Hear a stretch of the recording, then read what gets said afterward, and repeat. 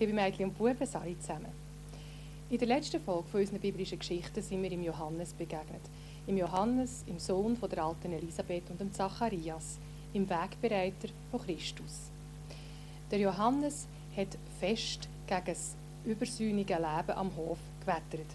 Und er hat auch dem König und der Herodias, der Frau vom König, vorgeworfen, sie leben in der Sünde miteinander. Weil die Herodias nämlich die Frau war, ursprünglich vom Brüder vom König. Dass so eine Anklage natürlich nicht ungestraft hätte bleiben können, war eigentlich zu erwarten. Und so hat man probiert, den Johannes zum Schweigen zu bringen. In der heutigen Folge wollen wir schauen, wie es im Johannes ergangen ist. Am Ufer vom Jordan hat sich viel Volk versammelt. Der Johannes der Täufer hat durchpredigt und eine wunderbare Botschaft verkündet, nämlich, dass Christus jetzt dann bald kommt. Er sei der Wegbereiter für ihn, hat er gesagt.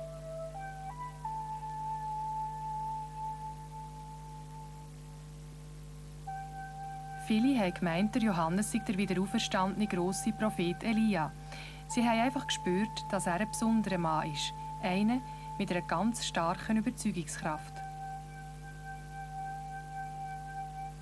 Manchmal hat sogar einen aufgeschrieben, was der Johannes predigt hat.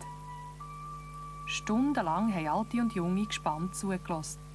Aber der Johannes hat den Leuten etwa nicht nur nette und schöne Sachen gesagt. Er hat auch probiert, sie aufzurütteln. Er hat sie auf ihre Schwächen und Sünden aufmerksam gemacht und dass sie sich bessern müssen.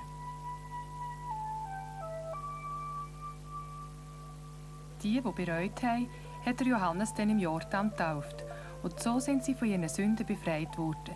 Mit dem Wasser hat er ihre Sünden gleichsam abgewaschen. Der Johannes hat sie gesegnet und gesagt, ich taufe euch mit Wasser, aber nach mir kommt einer, der euch mit dem Heiligen Geist tauft. Immer mehr Leute sind zum Johannes gekommen.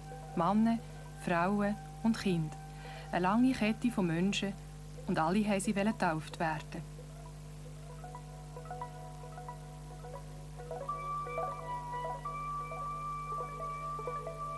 Aufs Mal ist unter all diesen Leuten ein Mann auftaucht. Der Mann, wo der Johannes schon so lange auf ihn gewartet hat. Christus, der Erlöser. Johannes, bitte tauf mich. Wie? Ich soll dich taufen? Viel richtiger wäre es doch umgekehrt, hat der Johannes da gemeint. Aber Christus hat nicht nachgegeben. In Jerusalem, am Königshof, ist unterdessen ein Fest nach dem anderen gefeiert worden. Es ist dort wüst zu und her gegangen. Gegessen und getrunken ist worden, dass es im Teufel drauf geruset hat. Dem Johannes, dem wollen wir schon verleiden, so über uns zu schimpfen und zu behaupten, wir seien gottlos. Den bringen wir schon zum Schweigen. Und so ist es gekommen, dass der Johannes vom König seinen Soldaten ins Gefängnis gesperrt worden ist.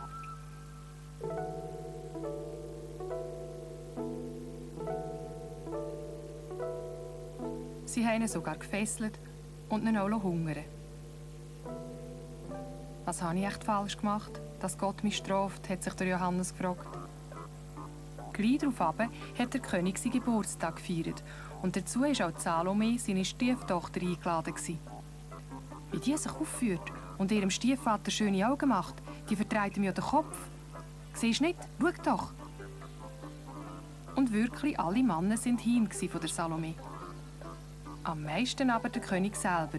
Und er hat ihr versprochen, jeden Wunsch zu erfüllen. Ich wünsche mir den Kopf von Johannes. Und da hat der König mit schwerem Herz zwar sein Versprechen müssen halten und einen Knecht geschickt, für Johannes zu töten.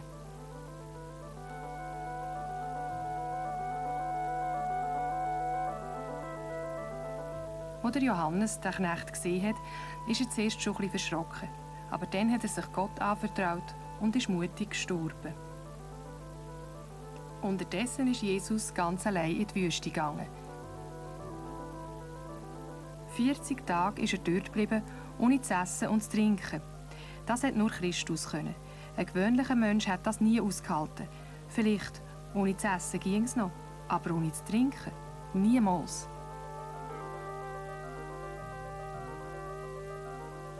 Jesus hat die Zeit gebraucht, für in dieser grossen Stille über sein Leben und Gott nachzudenken und für seine Aufgabe Kraft zu sammeln. Aber auch die Versuchung ist gekommen, und zwar in der Gestalt vom Teufel. Wenn du schon nicht von diesen feinen Sachen essen willst, dann mach wenigstens aus dem Stein in meiner Hand ein Brot und beweis mir so, dass du Gottes Sohn bist. Der Mensch lebt nicht vom Brot allein, hat Jesus dem Teufel zur Antwort gegeben. Aber es ist ihm nicht leicht gefallen, die lustigen Speisen anzuschauen und nichts zu nehmen. Von diesem langen Fasten war es Jesus ganz elend und auch er musste kämpfen, für nicht schwach zu werden. Das hat der Teufel gewusst und er hat immer wieder probiert, ihn zu verführen. Was ihm nicht gelungen ist, hat er es andersrum probiert. Er hat Jesus die wunderbarsten Schätze dieser Welt gezeigt und ihm die Macht angeboten, über alle Länder zu herrschen. Das alles gebe ich dir, hat der Teufel gesagt, wenn du mich anbetest. Niemals, Gott allein diene ich. Der Teufel aber hat nicht klein beigeben und hat noch lange am Heiland herumgezöckelt. Er aber hat an Gott gedacht und er hat auch der zweiten Versuchung widerstehen. Da hat der Teufel einen dritten Anlauf genommen. Wenn du Gottes Sohn bist, dann spring von dieser Mauer hier oben runter. Dein Vater, seine Engel werden dich dann schon auffangen. Man darf Gott nicht versuchen, hat Jesus da gesagt und der Teufel fortgeschickt. So hat Jesus die schwere Prüfung bestanden. Dann ist er zurück auf Galiläa.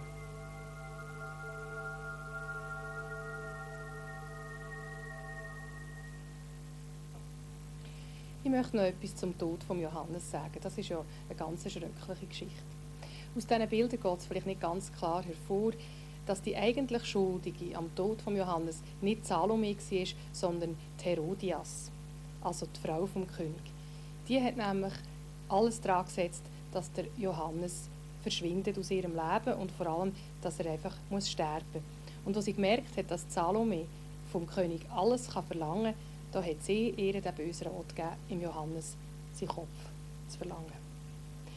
Und zu diesen Versuchungen von Jesus möchte ich das sagen. Ich glaube, dass sie uns zeigen sollen, dass auch Gottes Sohn kämpfen musste, für gegen das Böse anzukommen. Dass er, obschon er Gottes Sohn war, aber weil er Mensch geworden ist, genau wie ein gewöhnlicher Mensch, hat müssen ringen, für nicht eitel zu werden, machtgierig oder übermütig. Ich glaube, Gott hat den Versucher geschickt, für das Christus Verständnis bekommt für unsere menschlichen Schwächen. Liebe Kinder, das wäre es dann für heute. Ich möchte euch jetzt auf Wiedersehen sagen. Bis zum nächsten Mal. Ciao zusammen.